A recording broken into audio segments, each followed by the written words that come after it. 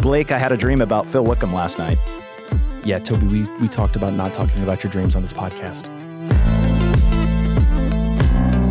Welcome to the Church Gear Podcast, where we pull the tech out of the booth and onto the stage to share the most outlandish stories and hidden wisdom from the tech trenches. And now, here are your hosts. I'm your host, Blake Hodges, a man who doesn't understand why we're talking about Phil Wickham when we had planned to talk about reasons we got in fights with our wives. And I'm here with my co-host who loves to throw me off my game, Toby Walters. See, this is so great because my wife describes me as a roller coaster. She says, you know, I'm riding the ride. It's going up, click, click, click, click. And she's like, I don't know when the drop is going to happen, when you're going to say something that's going to be so shocking and embarrassing that I'm going to want to crawl in a hole and die. Yeah, what does she do in those moments? Does she try to fix it at all? Or is it like being in the ocean when you're at the beach and you're like, this wave is just taking me out and I have to let it pass naturally? Well, there's kind of two sides to it. On one side, she has worked on me for 20 years now, so she knows that the drop is not going to be quite as crazy as it used to be. And on the other side, she's kind of gotten used to that's who I am. So oftentimes people will meet us and they'll get to know Shelly a little bit, and then they'll get to know me and think like, how did you two end up together? Because me and Allison still to this day talk about this. Yeah. I mean, we've seen your wife and we're all very confused, Blake. Oh, I was talking about, we say that about you. So Phil Wickham, I had a dream that I had written some songs and shared them with Phil. And Phil... was this like last night? This was last night. So you told me to behave more on this episode, and you should know that I don't follow rules. So you start off by going off script, just Exactly. the beginning. Okay, great. So, I just want to put it out there real quick. Phil, if you're listening, or Gene Kim, if you can tell Phil, I apparently have some songs that he likes. So I just want to put that out there just in case, I can get these songs We can post picked this up. and tag him, and maybe he'll. Do you actually have the songs written, though? They were in the dream. So I can't. Did you write them down? No. Well. I mean, I magically had an album in my dream. I didn't wake up and write down the album. I hear that's how all albums But work. do you talk in your sleep at all? Yes, a lot. And I have a few times over our marriage. I never knew it before I was married because there was nobody in the bed next to me. Which isn't that such a creepy thought that we just talk into an empty room before we get married? It's so creepy. I'm constantly worried, like, okay, what might I say? Because I've said there were just weird, silly things. Like I remember saying to my wife told me, you said that you had Nintendo in one hand and then she said, then you just kind of shook your head and said, no, you will never understand. And I'm worried, what might I have said other than that she's just not told me about? Well, there's one thing she hasn't told you about. She texted me the other night. She was like, Blake, Toby was saying some weird things about you in his dreams. And I was like, look, it's okay. Don't question him. You wish, Blake. So it's, that's never led to a fight, but we've had kind of 2 or 3 consistent fights over our marriage. Reoccurring, okay. And so one that was reoccurring that is very applicable to this episode was when I was doing a job search at churches all over the country. And so I'd get excited about an opportunity like Willow Creek. And my wife is giving birth to our daughter and is not so excited about the opportunity. And so I don't know if women like, consistency in their life. And so every time a new opportunity came up in Chicago or California or Kansas City, she would freak out. And so those led to a lot of fights. But the biggest fight in our marriage was when you hired me. No, we just both rolled our eyes and we're just living with it. But the biggest fight in our marriage is yard work. Oh. Neither one of us wants to do yard work. And so about 5 years into our marriage, we just decided that, hey, hiring a landscaper is cheaper than marriage counseling. So that's my tech takeaway for a happy marriage. Hire someone to mow your lawn for you. Working at Church Gear has taught me how to be savvy with my money, and I'm even more savvy than Toby now. The student has become the master because I just live in a place that has no yard. Yeah, I was thinking, do you even have any lawn? Literally no. Yeah. My backyard is a concrete slab, and that's it. Yeah, so, see, I made the mistake of buying 2 acres. Yeah, that's 2 mistakes for one, but hey, 2 negatives. That's my bad. Cancel each other out, make a positive. And talking about 2 really big positives, we've got introducing Mr. and Mrs. Philo themselves, Todd and Bissy Elliott, on the podcast today. Welcome to the show, y'all. Hey, thanks for having us. Yes, glad to be here. Now, our audience is going to see some of this video capture Yep, on some of it. socials.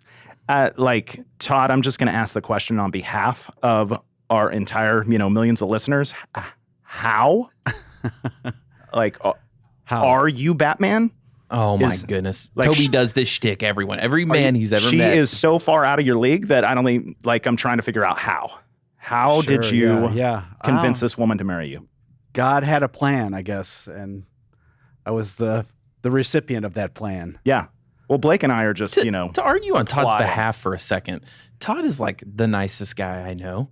I've said many times I'd leave Church Gear the moment he opens up a job for me there. So let me open that up for you, Blake. You're fired. There we go.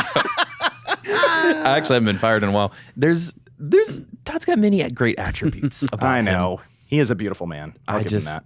You guys. So this is the first episode in our Hard Conversation series. So I'm going to set it up a little bit. Y'all have been very brave to come on the show for this. Essentially, this is for any tech director out there that has these hard conversations in his life, these hard moments that we all experience, but we never get to talk about. Hard conversations with your spouse on how much time is enough time at work. Hard conversations with your pastor or your worship pastor on how to collaborate well. Hard conversations with yourself even on, what do you really think about this job and how is it affecting you? And are you being honest with yourself? So this series is a hard conversation series with the different people in our roles that we talk to. And the first one is this one, Hard Conversations with Your Spouse, with Todd and Bissy Elliott. So to introduce us, we've got 5 fights in a fake. So instead of 5 truths and a lie, we've got 5 fights in a fake. And did you guys collaborate on these, or did Todd list these out? And Did you fight about which ones you were going to put down?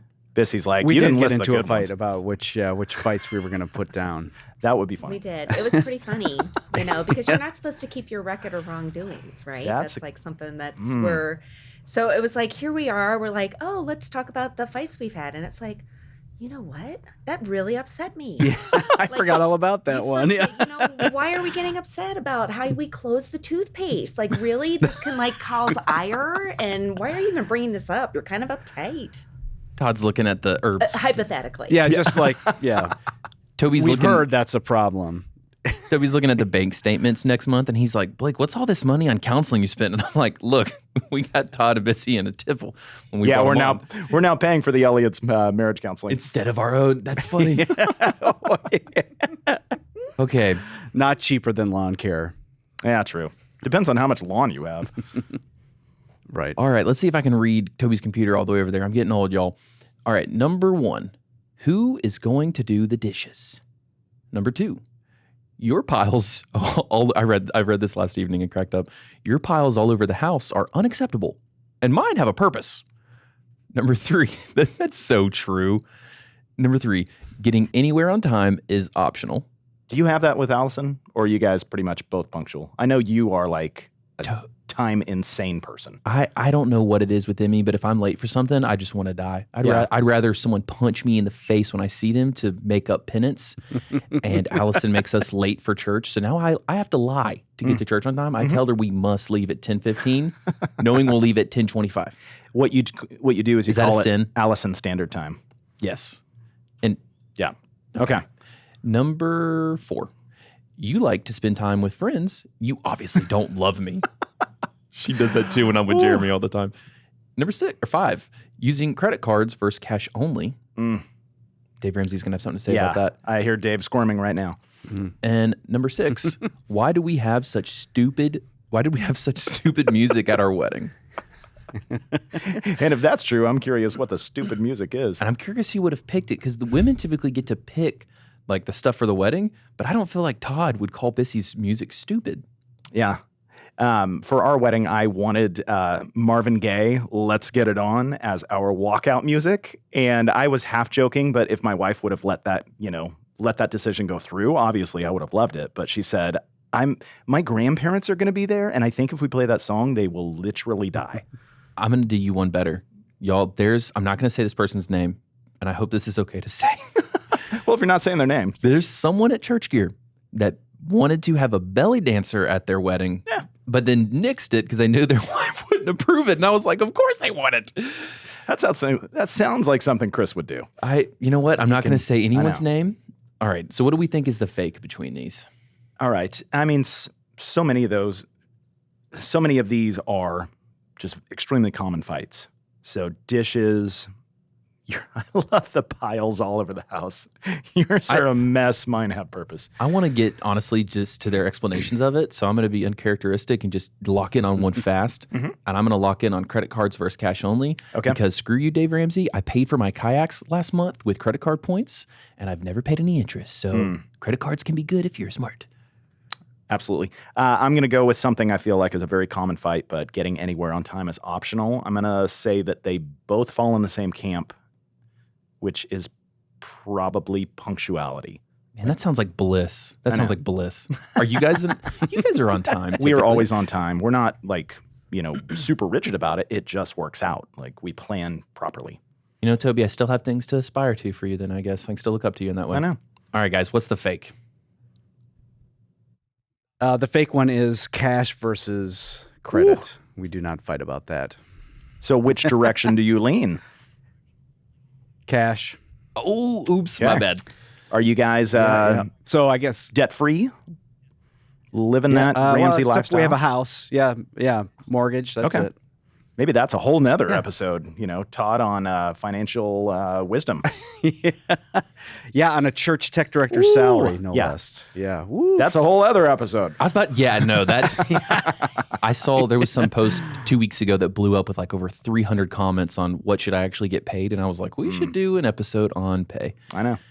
Okay, so then tell us about the piles. Whose piles are unacceptable and whose have a purpose? My piles, turns out, are unacceptable. Could have guessed that, and Todd. ours are not. But I would say, this is not something we have fought about in years. We've just gotten used to how it all works. So, but when we were first married, there was definitely kind of my piles would disappear. I'm like, what happened to my stuff here? But now we've figured out you can have your pile over there. You can have your piles over there. That's just, I won't touch them. So. And what was in whose pile? Oh, goodness. I'm assuming a bunch of clothes. It's stuff like dirty clothes or a stack of books or the bills or, I don't know, workout clothes. Just like it didn't matter what the piles were. Just if they were mine, they were not cool. I get that. So I'd put them where I wanted them. And it wasn't fair because my piles got to stay out in the open. Yeah. Well, the home is yours, Bissy. We all know It's that true. the home is the woman's. The man gets the garage. You can have all the piles you want in the garage. So it was pretty unfair of Todd to There it leave is, yeah. 5 stacks of rat gear on the kitchen table all the time anyway. Yeah, so we had to clean up his piles at Willow Creek last year. That's actually really true. That's right. Hey, guys, can you guys come back? Because there's still a lot of piles here of that stuff. I know you can't use it, but... Todd, I would like to formally complain to you because I've now done this twice. And when me and Brian went, it was an 8-hour day. And I was like, man, that was long. Well, then we come back a second time with Toby. And Dave. And things are always easier for Toby. Yeah. We stroll up, and I think in an hour, we got even more value on the gear. And we just loaded up in like 2 seconds. Yeah. And I was infuriated that Toby didn't have to sweat all day. Blake, I'm good at what I do. What can I say? So I want you to get as much work as possible, and we'll send Toby next time. Okay, who's the punctual one? Me. Okay. Bissy, what's the holdup? Beauty takes time? I get that. Yes, I'm an optimist, and I really just believe in my heart that I can get there faster, and like the whole time-space continuum, I just haven't reconciled myself to it. So how long it takes to get from here to there, how long it takes to do things. So I rack it up to optimism, not that I like disregard others and am inconsiderate of them, which, I'd much rather, talk about how airy I am or something like that. But Todd is gentle, and one of his fantastic qualities is that he's a piano player. So when we're getting ready for church in the morning, we set expectations for when he wants to leave. And when he's done, he goes down to the piano and he starts to play a piece. And I know it's like a time bomb. And it's like, okay, this is his tell.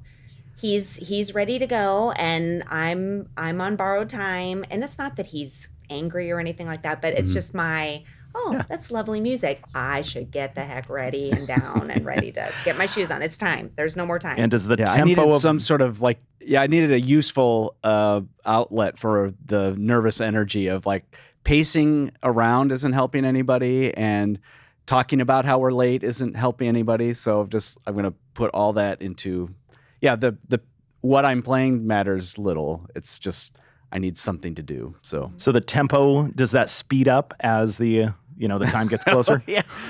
I mean, I'm not that good of a piano player, so usually I'm sort of plodding along on whatever it is I'm playing. Little Mozart, always classical, calming. I would say, just to follow up with her comment about being an optimist, we have a thing that we say around our house is 10 pounds of potatoes in a 5-pound bag.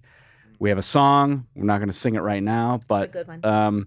That's Bissy's life. She's just trying to cram it all in, as much as possible in the time that is in front of her, and it's often twice as much as can actually get done. Todd, you're going to release your rap single on that phenomenon, right? Later this month. That's coming out at Philo. For sure. Yeah. We should get Stay Carson on tuned. that. I think Phil Wickham's going to pick it up. Oh, that's perfect. So Add that to your list. That's Yeah, right. Perfect. So then who's spending all their time with friends and who's saying they don't feel loved? Because I understand the phenomenon. I assume Bissy has all the friends. I mean, come on. Stop talking bad about my boy. I mean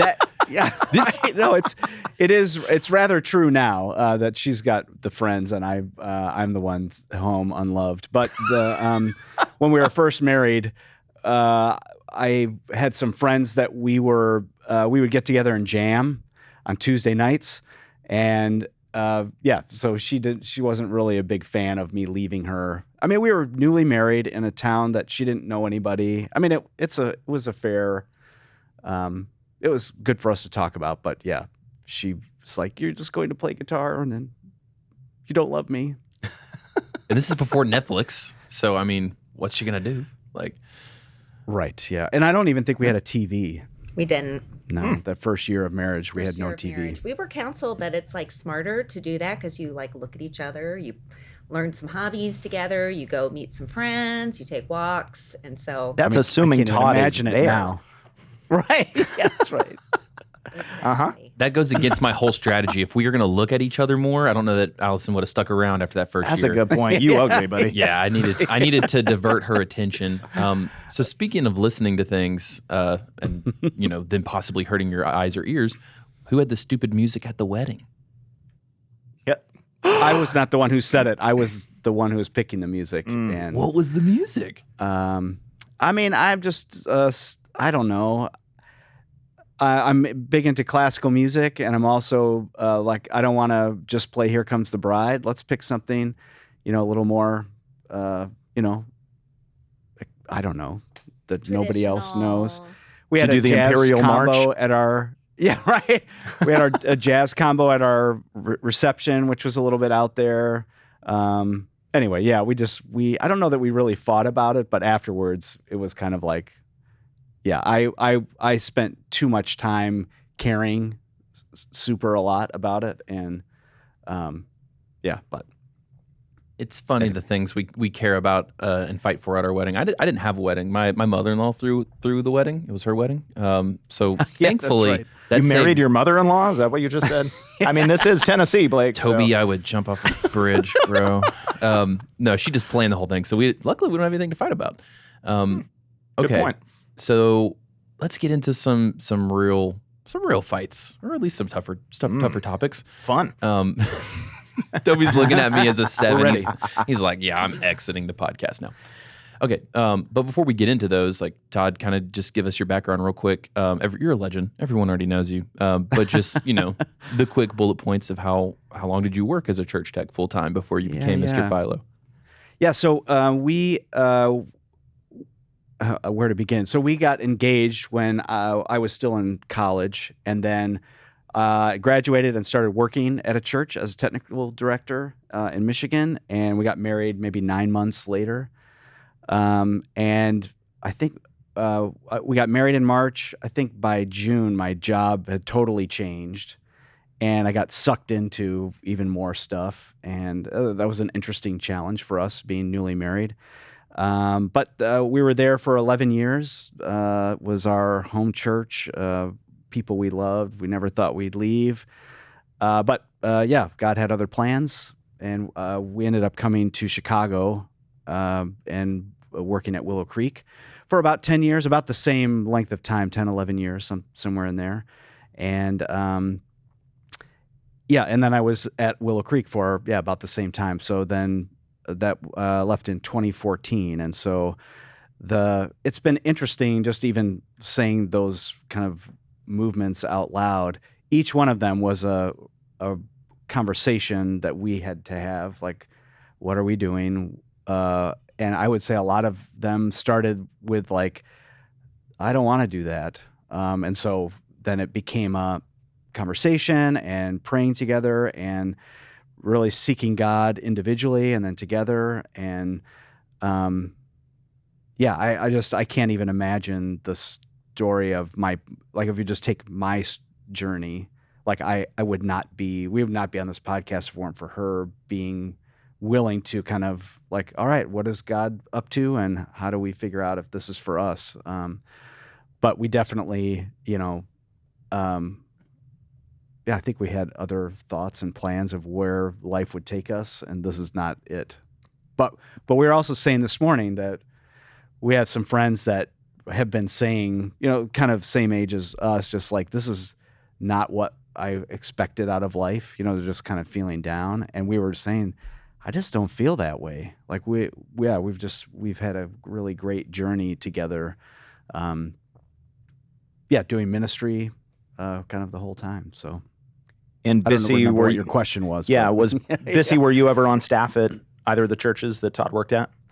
I was not. Okay, so you after about 4 years, I started having kids and stayed home with them, and we were on a cash budget. So when the cash is gone, you stop spending your money, and we just made that work through, until the kids were in school and we needed money for private school, and I started working at the private school to help, make ends meet. So we're very fortunate that way. Mm-hmm. So there were a lot of Sunday mornings where you were not sitting with Todd in the church service. Absolutely. And have you Zero. seen the Willow Creek parking lot? It's like going to a mall on the Saturday. Uh-huh. And then you have a stroller and two kids that, want to hold the side of the stroller as you're going in. And you're blessing your husband for working and so thankful that he's not there to help you dodge the crazy people who are late for the 9 a.m. service. I hear it gets cold in Chicago sometimes too. I mean, it's a rumor, but if you want to believe it, go ahead. That's why the strollers look like off-road vehicles with the big wheels and stuff to go through the snow. So as y'all were making those multiple changes throughout your time as a church tech, like, what were some of the difficult parts of weighing those decisions, and how did you weigh them well? Like, I mean, especially like Bissy, from your standpoint of having to like see how that would affect your family, and then also like Todd's bringing it to you. Like, how did y'all go through those, and what advice would you give to people who weigh those decisions on moving churches? Yeah. I would say that putting your roots down deep and having a really intimate relationship with Jesus Christ is so important. Like, you can't be running to God when things are going bad if you haven't developed a relationship with Him in between. So I credit a lot of my my positive responses to Todd when he has a new initiative or wants to do something crazy, like quit work and not have another job, and maybe even work for himself, because that's fun and not scary at all when you have a family. But because you're rooted and you have your trust in the Lord, you can trust your spouse because you're trusting Him, and God has allowed this person to be, your head, and it's so much easier for me to follow Him when I'm following God, and I've made Him my authority. So, like Todd said, we would seek God together in prayer. I would seek God alone in prayer. Just for example, when we were leaving Michigan, our home church was Kensington Community Church, shout out, in Troy, Michigan. And we were like, he was number 7 on the payroll. Like, we were part of the intimate brotherhood there, and his folks lived there. Every Sunday they would take one of my 2 older kids for a couple of hours, give mom a little bit of a break. She'd bring diapers. Like, it was like a sweet, sweet situation. And he comes to me and says, Willow has asked me again to come and work there. And I just flat out said no. We are not moving to Chicago, I think was an exact quote. Like, we've got our family here. I had left my family in Atlanta just to marry him and come to Michigan. So that was a very long way to go. And so you can understand the Tuesday night jams were not my jam, because it was like, I don't have anybody here. You took me from the bosom of my mother.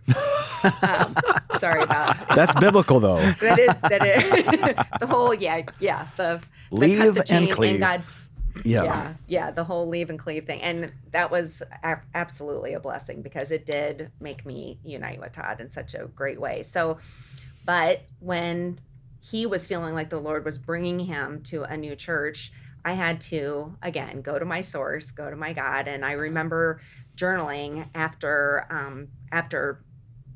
Todd asked me to just spend some time with God, and I'm a journaler because I'm so ADHD brain. I remember getting to the bottom, and I will write a L and put a circle around it when I'm journaling, just to spend some time listening to God. And he has to speak to me in really small words, because I just don't have the attention span. And so he just said, go, go, go. It was very hard to disagree with that. But again, when you have your personal walk with God, you're able to hear, understand, and it made it a lot easier to follow where he was going. So Bissy, in 2009, we had a kind of meltdown situation on a church staff that I was the worship pastor at. And so my wife and I... Because you said that thing on stage, right? Like you went off the roller coaster on stage and said something crazy?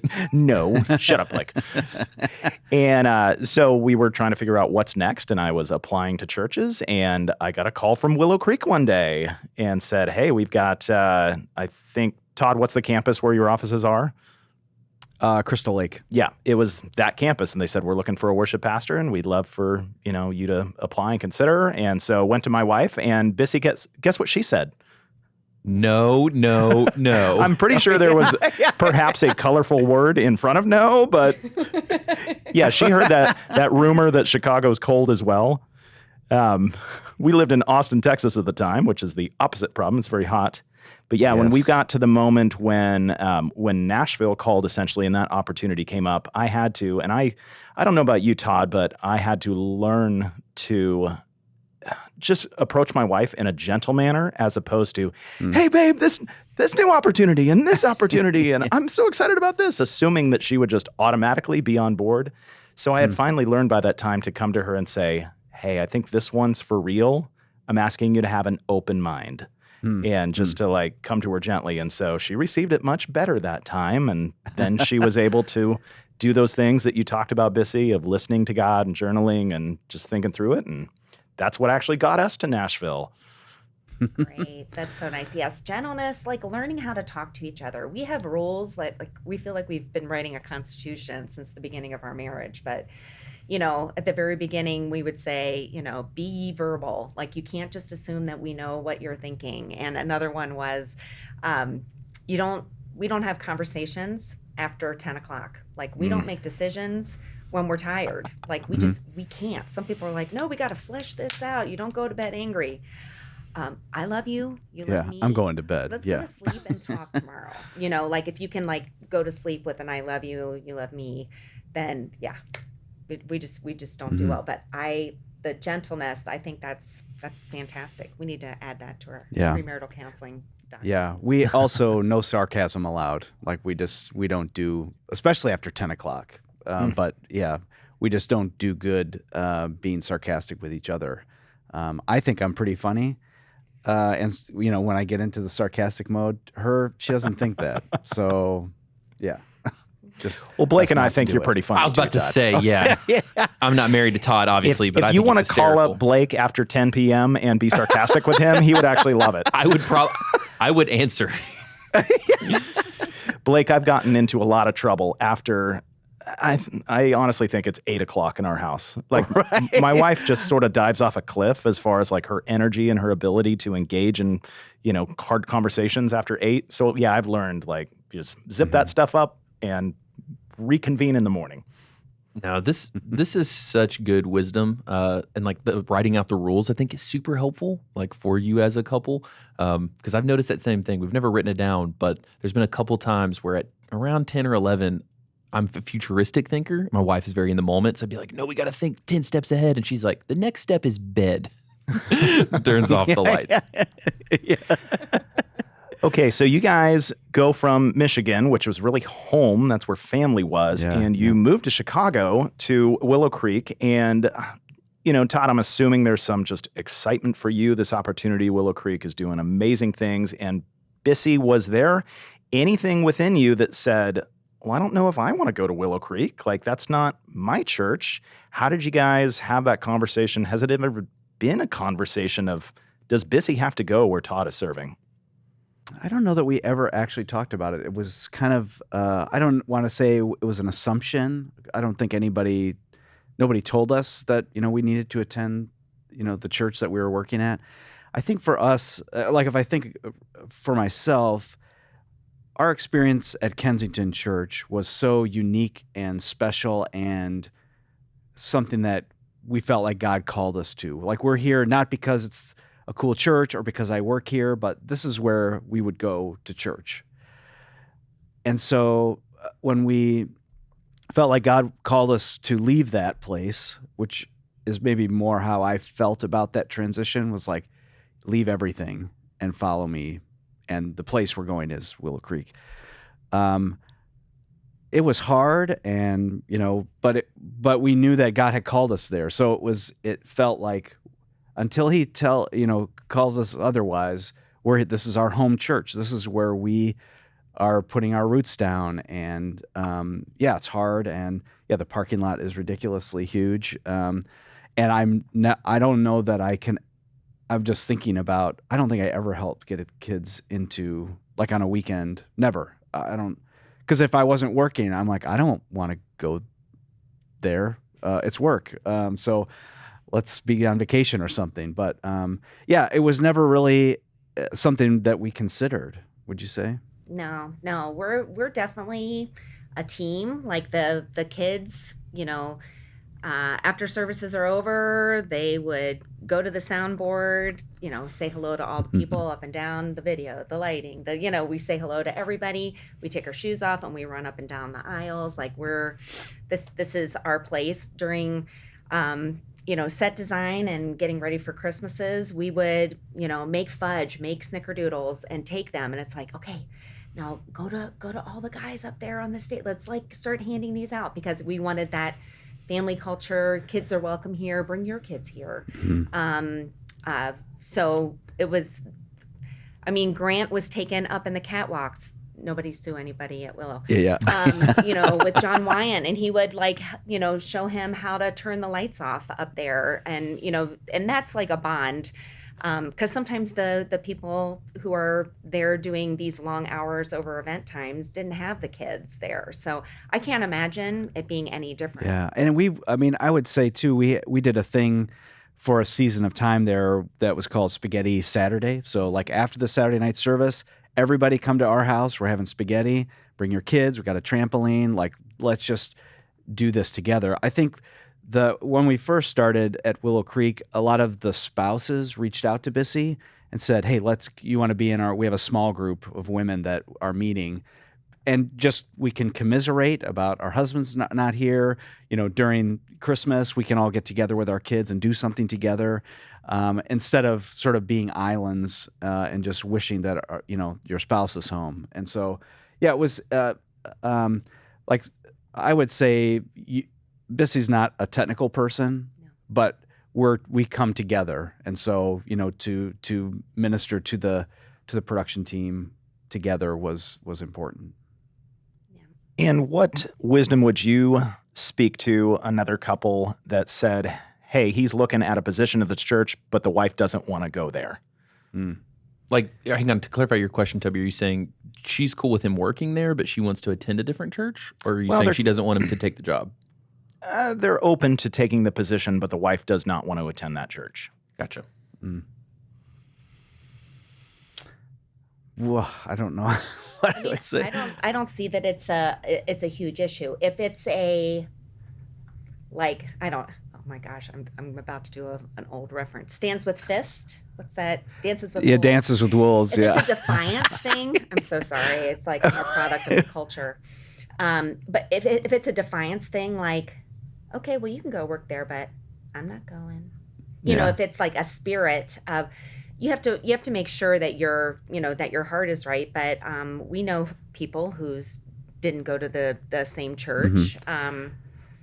Yeah, I mean, I guess I would say it's so easy as a spouse to resent the place of employment of your spouse. It doesn't matter if it's a church or whatever, if the demands on the job get in the way of family or whatever. And so I think the thing that I would be nervous about is if you're not, like, I don't like that church, so I'm not going to go there.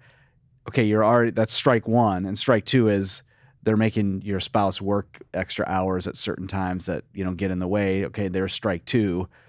I mean, it doesn't feel like strike three is very far behind. So it doesn't it's not automatically a problem, but I think it should be a factor in, like, why do I not want to go here? And maybe it would make more sense for you not to get a job there if I'm feeling that way. Interesting. So it sounds like it's...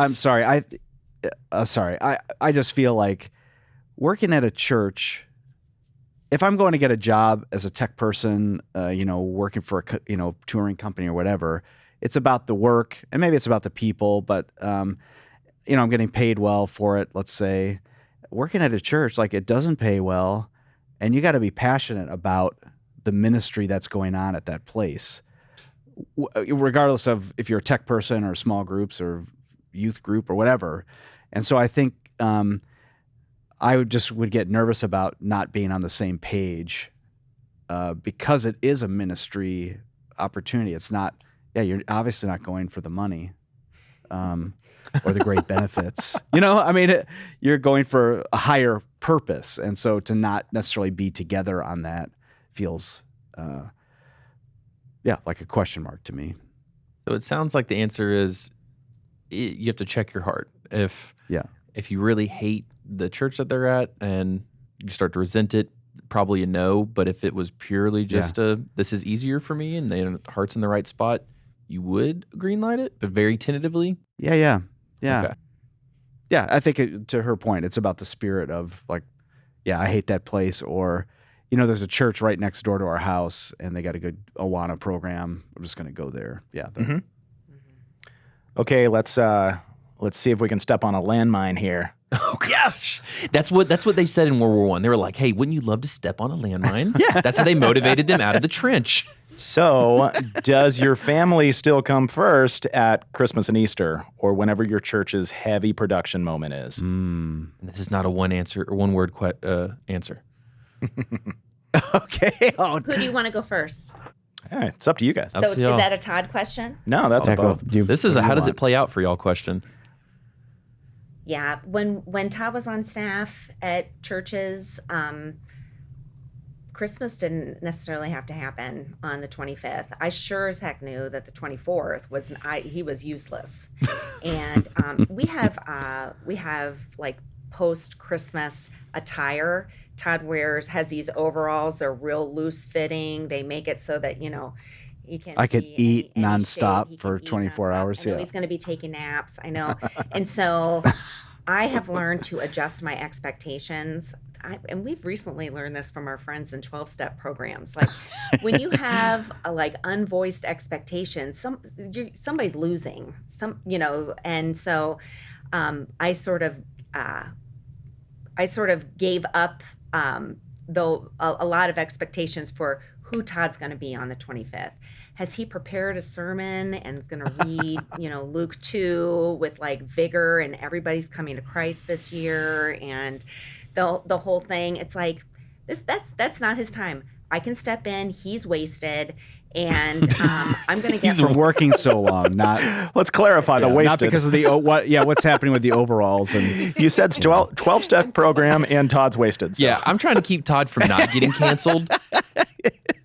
Right. Oh my goodness. But no, and it's the same thing for conferences and things. They would have conferences in Germany. Inevitably, it would cover either my birthday or my son's, end of January, beginning of February. Birthdays don't have to be on the exact day. We learned how to adapt, and like, you always plan ahead of time. Okay, it's not on the birthday that you're saying, okay, I know I forgot to send you a card and the chocolates and the thing, like the things didn't happen. Why don't we this? Before the trip starts, we have another date, and we're going to go out to dinner on this time, or we're going to celebrate in this way. So we were always very... One of our daughters calling. I was going to say one of our daughters. We only have one. But, yeah. And she's the one. I think I just found out that the Elliots have a secret daughter that the world doesn't know about. Cindy, you have a sister. Yeah, I mean, just to kind of follow up what you're saying, that we learned that it required intentionality, like Christmas, getting into that season, like, okay, starting December 3rd, things are going to get hairy. So in November, let's talk about, here's a date that is nothing on the calendar. Let's put a family thing in it. We living in Chicago, they have a really great Christmas market downtown. When are we going? Okay, put that on the calendar. And so what it did was, I mean, around Christmas time for a tech person, there is not a shortage of things to do. And so if there's not something on the calendar, I would generally fill it with, I still got to get this other thing done or whatever. But I think it's really important to be intentional about what time do we know we have, and let's use it, be strategic with it. I would say too, I coming home from a long day during Christmas, it's real easy to just collapse and not engage. But we found some of our best conversations happened like sitting on the kitchen floor at 11:30 p.m., after a rehearsal or something, that just, okay, I can stay, I could stay on for another 30 minutes instead of saying as soon as I get home, I'm just going to collapse. But yeah, I think it's just super important to be intentional. And I think the thing that I noticed is, this is not totally the same, but remember when Lord of the Rings movies were coming out? They were coming out in that December timeframe.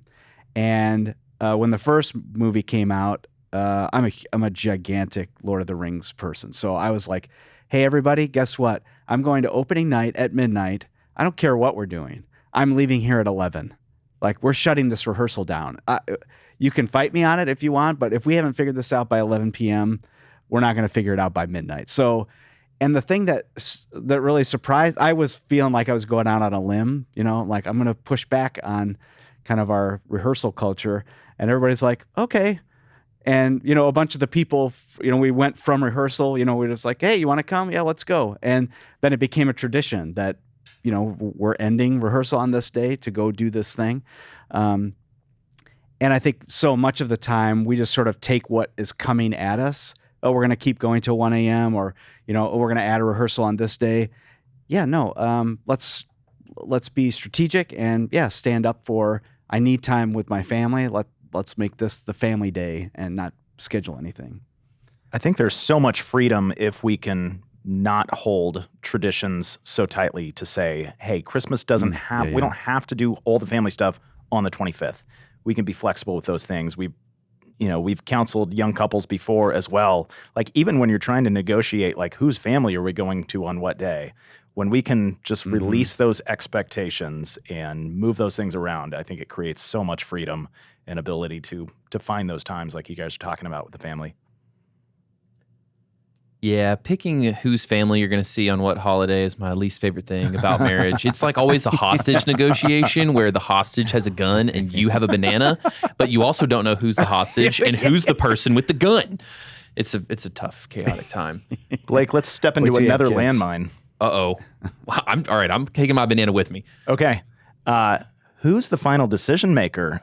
The spouse or your pastor? Ooh, and what do you do? How do you work? I'm gonna expand on that for y'all as you're kind of thinking of that answer. Like, when you have to make those, like, how do you work that out between each other? Todd, what are the things you kind of go through in your mind, like your thought process there? All right, that's my vamping. Yeah, it's a great question, and I don't know that there's one answer. That every situation would be exactly the same.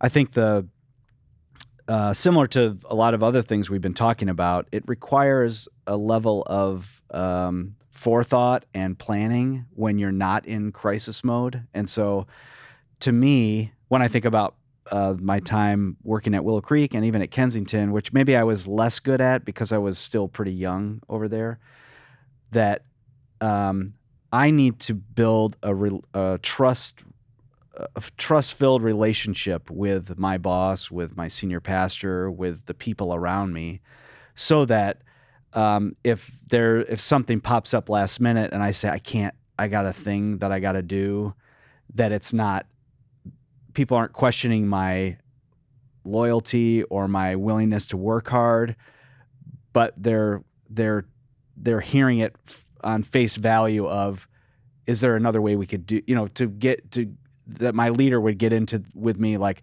how can we figure out how you don't have to be at this? Or that if they do say, you really need to do this, that I trust them enough to know that they've weighed out all the things that I presented, and it's still so important for the church that I need to give on this, particular time. So none of that is easy. And I would say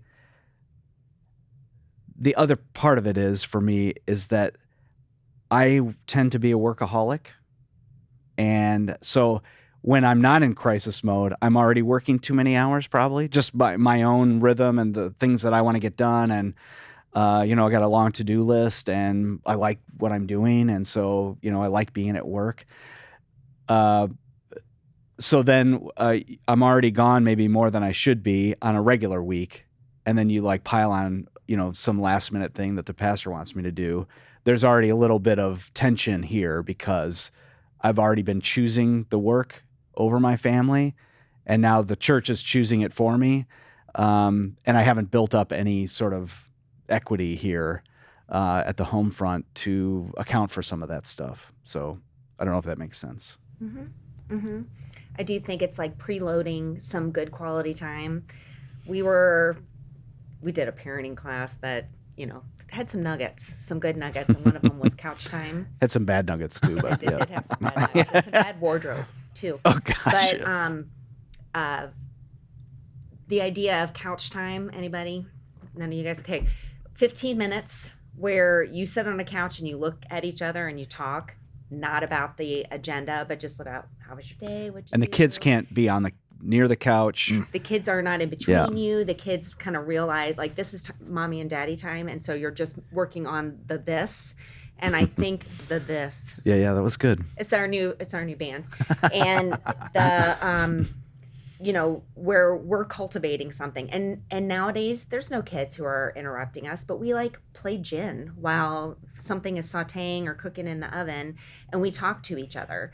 There's there has to be a constant investment in this one-on-one thing, so that when the pastor has these high expectations, that you're not ready to nail him to the cross instead of going to Easter Sunday.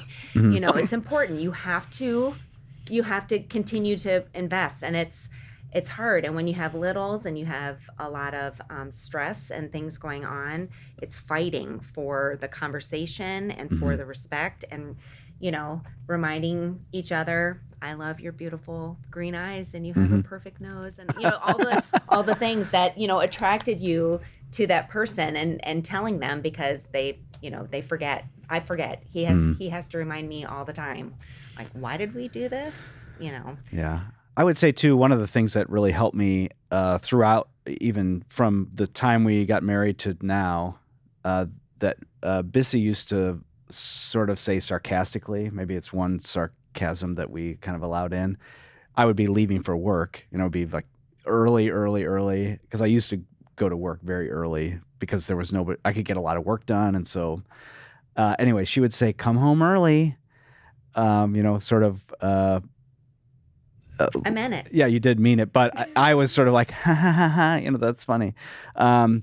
And then usually I would say early, 2 a.m., 3 a.m., that kind of early. But it was something that even my kids started saying it, which was maybe even harder for me to hear. But it was something always in my mind, if I was deciding, okay, it's 4:45. Should I start on the next project or should I start winding down?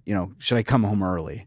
And it didn't always pan out that I would come home early, but it was always in there in my brain. Like, okay, how can I make sure I'm not working for I'm not, I don't need to be here. And so I should be home. So that's been super helpful. Yeah. And just, and even it came from a heart of come home early. I want you at home. The kids want you at home. I value your time.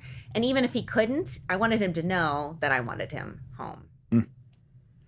Okay, I want to see if I can lead you into a story that I remember, Todd, you told, and if it's getting you into trouble or something, we can cut it. But Toby, things that happen at poker night with Todd stay at poker night with Todd. I believe Todd, and you can correct me if I'm wrong. You told us a story about when you're still at Kensington, and your wife was upset with the amount of hours that you were required to work, and so she approached the senior pastor on your behalf, with and a knife. It didn't quite go as expected.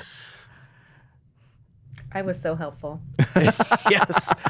So what am I supposed to do here? You would need some sort of response. Well, I want the story, and I want to hear Bissy's side of the story too. And I also want so Todd to this still is be our maybe in friend our- at the end of this. Right. No, it is a good story, and it's something that we've talked about recently. That I guess I'll get to when I get to that part of the story. But so it was our first year of marriage. I was working a ton. And there was a lot of work to do. I mean, it was like she said, I think there were 7 people on staff at the church, and it was like everybody's doing everything. And so I drove the semi rig with all the gear in it, and we were doing a midweek service, and Sunday mornings we were in a high school. Wednesday night was whatever building, whatever place we could rent on that night. So it was always like a rotating. On this night we're here, and next Wednesday we'll be over there, and just hotel ballrooms and whatever. And so we were at this one place that, and we had been talking about how much I'd been working, and I didn't know that she was going to do this, but I was up on stage tearing down and wrapping a cable, and I see her like make a very like purposeful walking towards the senior pastor, and I'm thinking, oh, here it's coming. I'm not sure I can watch this. He's on the roller coaster. I turned coaster. around. So I turned around, so I was facing upstage, so my back was to like where the seats were, so I didn't have to watch. I just kept wrapping the cable. And afterwards, we sort of talked about it, and the senior pastor did such a great job, I think, of listening. Like and maybe you were there, so maybe you tell this part of the story.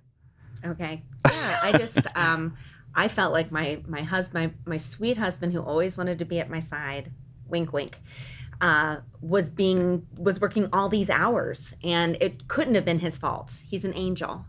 So I went to the senior pastor to say, Todd is working an excessive amount of hours. I don't know if you're aware of how much he's working, and it's really taking a toll on me, on our marriage, probably on him. And I want to let you know about it. And do you want me to say what? I mean, do you think, just maybe real quick, that it was also like you're making him work? Like it felt like the organization was Yeah. at I mean, fault. I was implicating him, because I was saying you're the angel. And Sure, it right. couldn't Yeah, be your yeah. fault. Mhm. And sure. we didn't really understand his workaholism, because we were young, and I just, we didn't have those words, language back then. But yes, we have a fantastic pastor, Steve Andrews, and he just who we still are in contact with, and we do stuff together. And I would love that guy. He's a gem of a guy. He looked me straight in the eye and said, "Bissy, Todd needs to have." I don't even know the. You can say we whatever say you feel something comfortable out here? saying.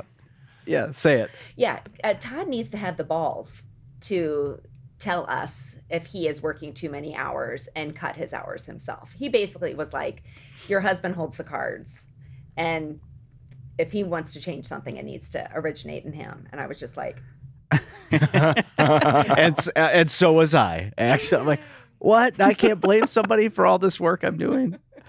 So it really, I think for me, I don't know that I felt like it could be my choice or that I had control over that I could say, I need to work this many hours, or I don't have time for that, or if you need me to do that, maybe here I need to drop something else, so help me decide, so I can keep this, within reason. I think for most tech people, I was just thinking about this morning. We have not only do we have a to-do list, but there are two of them. There are two to-do lists. There's the things that I really care about as a tech person. How clean is the cabling, in the back of the rack, and I gotta, test this thing because it wasn't working, and all those types of things, which frankly no one else cares about except if it doesn't work. But nobody understands it. They don't care. I care, and if I don't do them, the weekend doesn't happen. Then there's the other to-do list, which is, hey, can you help with this? Or I need an extra graphic for this thing, or we're going to change this song, or, just all the other stuff that the children's pastor and the senior pastor and everybody's sort of asking for stuff. And so I was just doing those things because I guess this is my job. And so, yes, I'll do them. Instead of having a conversation about what you're asking for means this. And so I currently don't have enough time. So if we say, here's what I have to do before the weekend to help me, leave something off the list. So if you don't care if the mother's room TV works this week, then I can do this. But if the TV has to work, then I can't do that. Just whatever, that it's a conversation and it's a shared responsibility. It's not just me. Well, I guess I got to work more. So that was something that was super helpful for me in those early years to know that, I kept hearing the senior pastor like, bro, this is on you. So figure it out. But that was in your mind, you're saying, like the senior pastor saying, Yes. bro, this is on you. So it almost sounds like you had to have a kind Yeah. of a conversation with yourself on how much am I putting on myself and how much is the church putting on me? And am I actually overworking myself and not realizing it? For sure. That's Yeah, quite yeah. the, And I think too there's something about Jack Welch, who used to be the CEO of General Electric. He wrote a book. And the only thing I remember from the book is there was a statement he said, which is, your boss wants you to live a balanced life, or whatever that is. Like they want you to be healthy and not overwork and have time for your family and all that stuff. But they're not going to figure it out for you. They want you to figure it out. And so I think that was kind of what our pastor was saying. Like, you need to figure this out. And if you can't get it done, let's talk about it, instead of just, well, I'm going to buckle down and get it done, and I'm going to end up working too much. Yeah. And him working on his self-management made it so that he would have time to come home and sit on the floor and have a conversation with me and be able to talk to the kids. So it's a blessing to your family when you're taking care of yourself in the way that you manage work life and boundaries, and learn to say no. And do you guys have any red flags that when you talk to other couples, say these are some, really like big warning signs? If this is starting to creep up in your marriage, you need to take a time out and really start to address things. Do you have some of those specific red flags? those landmines you already stepped on and had to experience and would like to help others not. Yeah, I mean, I think if we get snarky with each other, or, the sarcasm kind of creeps in, for us at least, that's a sign that, okay, there's something like down there that probably needs to be talked about. Yeah, so I don't know. That feels like... Yeah, when I see couples like diminishing each other in public, it's like, oh, they're like, something happened and they're trying to get back. Like when you see that, like, combative, like, we're not teaming, it's me against you, you against me. Like that's a huge red flag. Bitterness towards church, bitterness towards, your spouse. That's a huge one that I can see in others. And I think for me, that bitterness towards your church is something that I think we've seen a lot of in the years that we've been involved in ministry. And I think the thing that the blessing in our life in ministry is that I never felt like anybody was making me stay or making me keep working. I never felt trapped from a macro standpoint. And so if we had bitterness, we would kind of try to work it out. But at a certain point, it's maybe that self-talk you were talking about, Blake, like, what's going on here, and why am I bitter, and what am I going to do about it? Am I going to stick around and work on it? Do I need to leave? I think it's so easy to just get caught in the treadmill of it, and just, I know for me, I was like, well, maybe this is just how it is, but it doesn't have to be that way. Mm-hmm. Sounds like the red flags then are kind of coming down to, if you feel one another getting combative with each other in any way, that's a symptom of a deeper problem. Or if you're feeling any big emotions, you should probably explore them, because also a symptom of a bigger problem. Right. Actually, we have one other thing that a little secret code word that we use with each other is that if I ask her, how are you doing? And she does not use the word good, and vice versa, there's something to be explored. If it's fine, I'm fine. Yeah, I'm okay.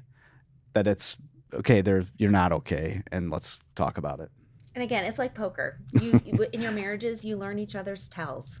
You know, if Todd comes home and I'm at an 8 on my fire at 8, I cannot even look at him. I can't look at him, and he's like, "Oh, I know." He knows. She doesn't look. I'm going to stay out of the room. Yeah. So that comes down to a 6 or a 5. We are not very fiery. We talk things out. I mean, our first year and a half of marriage were intense, but you make them through. You figure things out, and you come out having these like shared experiences, skills for figuring each other out with all of we're just both these broken, weak people. So you learn how to accept yourself and accept your spouse and respect each other, and value the marriage, that you're willing to do the work to do all the years, because we just celebrated 30 years. Very proud of us. Congrats. But I hear about people at 50, at 53, and I'm like, how'd you do it? It's amazing. And I mean, going through 30, I'm excited about 20 more years, but we're breaking down, man. Like the knees are creaking, and we're, the shoulder, and oh my goodness.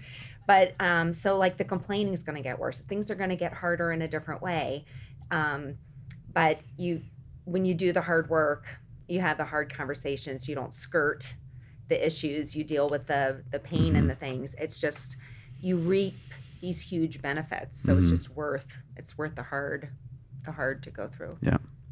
So my parents are at 53 or 54 years. And when we had their 50th, we were celebrating at a restaurant, and the server asked my parents, what's the secret? And my mom had one sentence. She said, lower your expectations. We all just looked at my dad and laughed. Like, what does that say about you, Dad? And Toby's dad is like also one of the nicest. You and Todd, you and him should have a nice off. Just like the nicest men I've ever met. So that's brutal of your mom, Toby, man. That's brutal. I know. Okay, one final landmine for the health of someone's marriage. What signs are you looking for that it's time to leave your position of ministry? It's time to step out of that church. How do you know that it's time to go? Toby walked into this episode. He came in with just a bunch of bombs strapped to his chest. That's right. Just to lob at you guys. You thought we were playing catch with a baseball, but instead it's a conversation bomb. Yeah. Okay. Well, do you know Todd is a loyalist? It's just part of his Enneagram. It's his personality type. And he sees all sides of things. So it might even take him longer to make the decision. But what is fantastic about that is I am impulsive. I want to, shoot first, ask questions later. But it's all right, Han Solo. He's very intentional. So I'm giving you that lead up. Yeah, I mean, I think for me, I feel like in all the situations that I've been a part of, there have been moments where I'm like, I don't think I can do this anymore. And I would say every time I would get to a place of saying, okay, what about this am I not loving, and what can I do about it? Like what here is really my part of my responsibility, not just on someone else. And so to Bissy's point, I tend to stick around trying to figure out that part of it. What could I do differently to make this better? How could I change to make this situation better? And so, I mean, I would say in my time at Willow Creek, I would say I probably spent the last 2 years I was there. I spent the whole 2 years working on that thing. Like, how could I think about this differently? And so I think there's a big part of our discontent that is within our control. So I would start there. Like, I think for a lot of people that don't love their situation, there's something you could do about it that would make it better.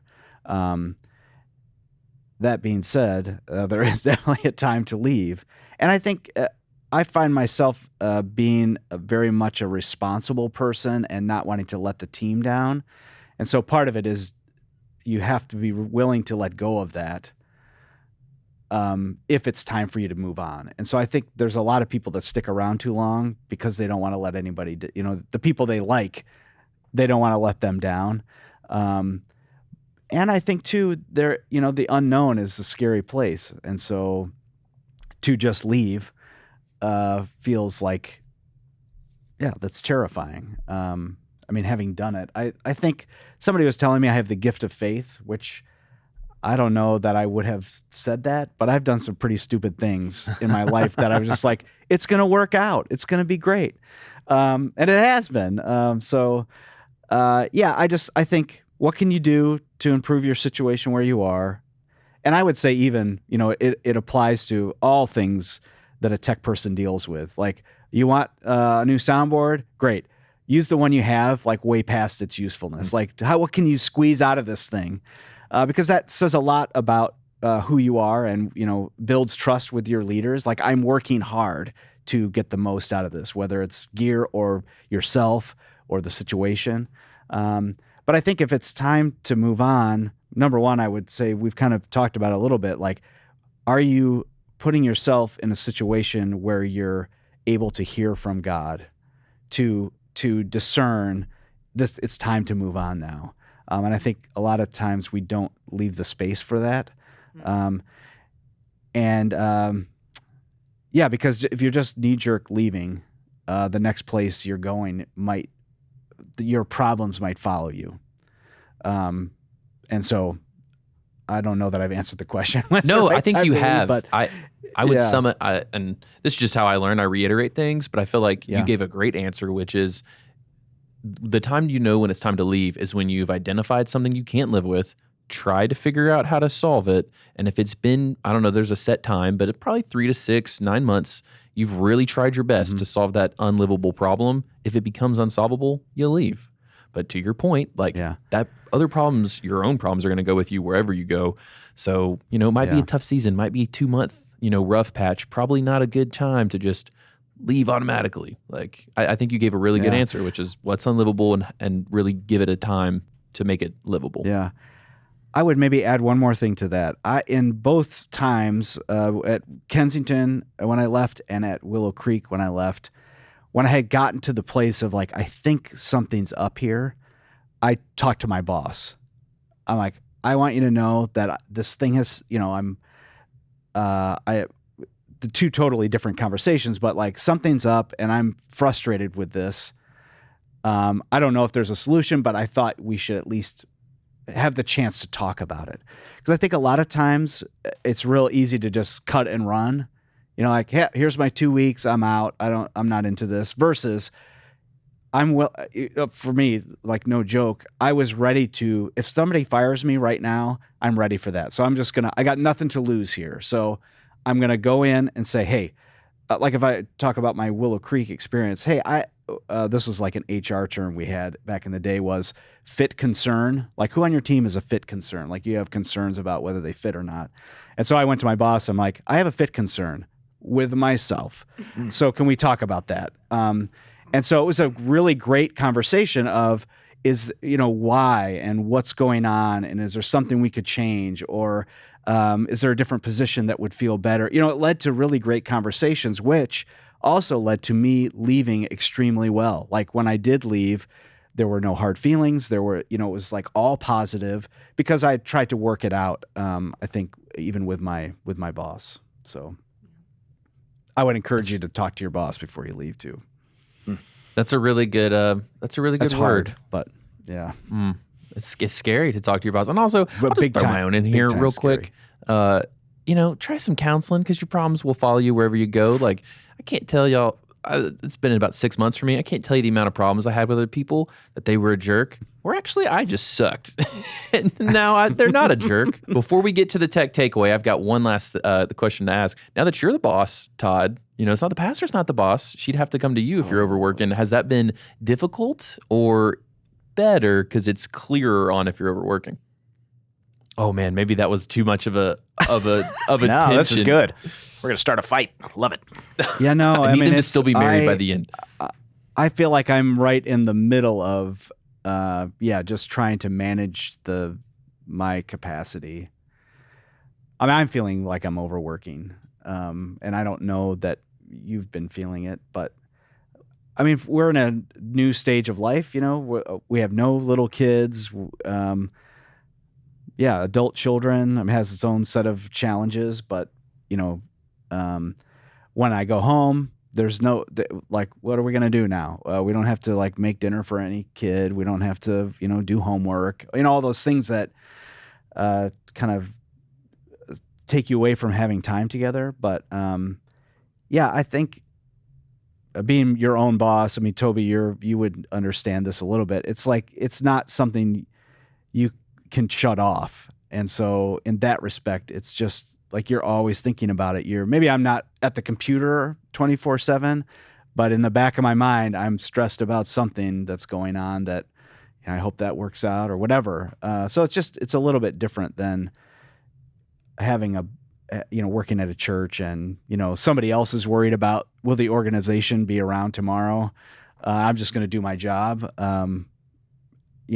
So in that respect, there's probably a little more stress, but I try to be really good about coming home early when it's not philo season. Like right now, I tend to stay a little bit later now. Bissy, how do you feel? Yeah, I think he's doing well. I'm a big girl, and I can tell him when I'm needy, and it's not, I don't turn into a puddle like I used to during the Tuesday jam nights back at the beginning. So yeah, it's a matter of, in gentleness, talking to your spouse about what you need. Like, it has been a while since we've been out, or I just want to hold hands and go for a walk. Or do you mind if we don't have phones at the table? Do you mind if, just setting little boundaries and knowing how to say things without it being like when you're at an 8 and can't make eye contact with the other person. So, but yeah, I really do think that God gives us each other to balance each other out. Like, there are things about your relationship with your wife. They value who you are to them, and you make them better. And I know that God gave me to Todd to help make him better, although he's pretty fantastic on his own. And he's come a lot. Nice. Now, it's like workaholics. It's like you're always an alcoholic, but you don't necessarily exhibit the workaholic, things. Todd, he has a tendency, but he's pretty balanced. And if he's not, then God gave me to him to help him with that. A nice Todd, I hope reminder. that compliment made it worth your time coming on today. She said that was very nice. Yeah.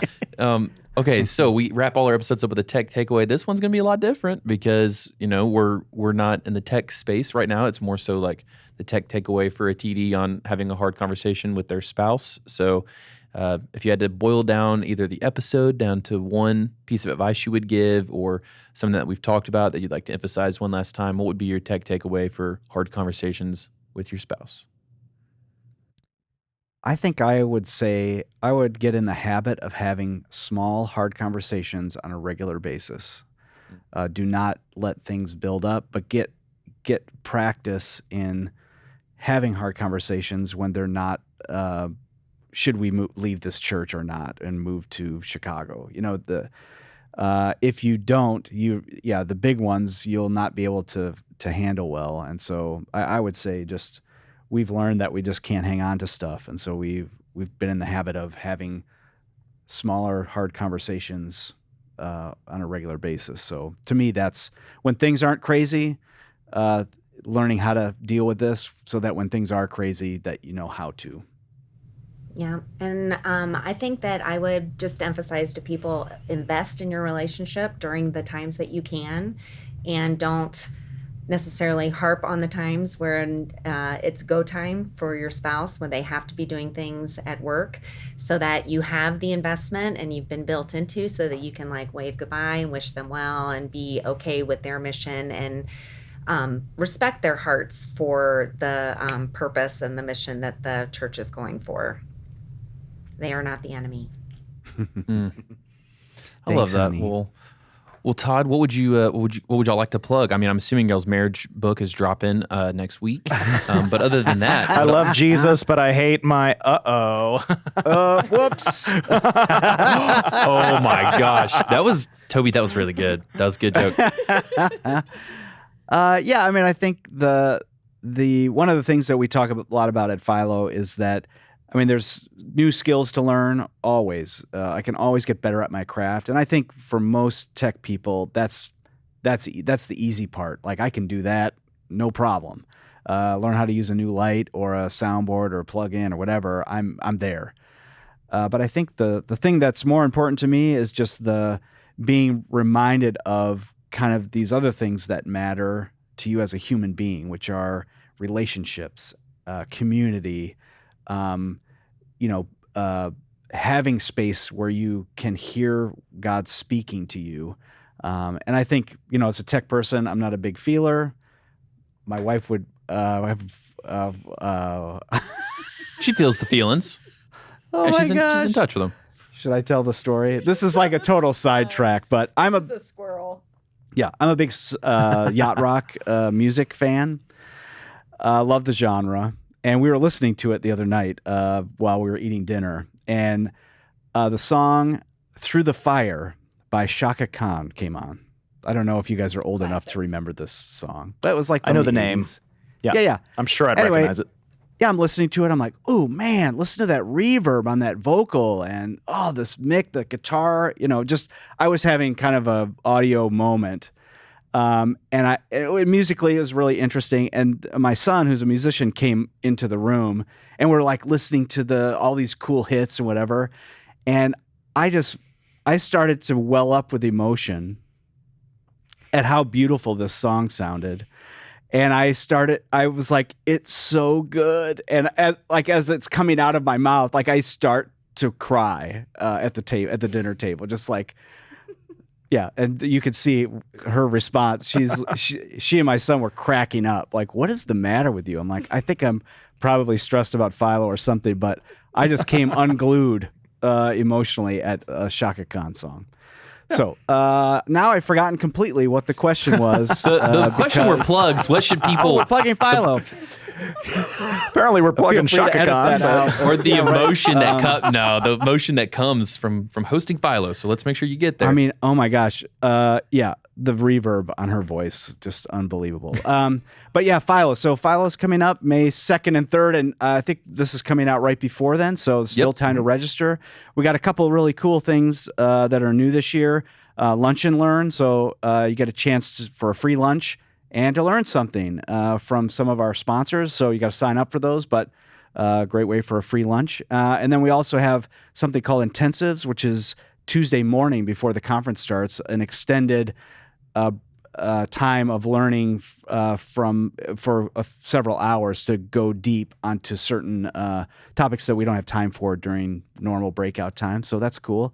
If you're looking for something to do with your team, like over the summer months, I Love Jesus, but I Hate Christmas. The book is a great resource to just have discussions. Some of what we've talked about today is in there, but also just what do we think about as a team about production at our church. Just it leads to some really great conversations. So you could check it all out at philo.org.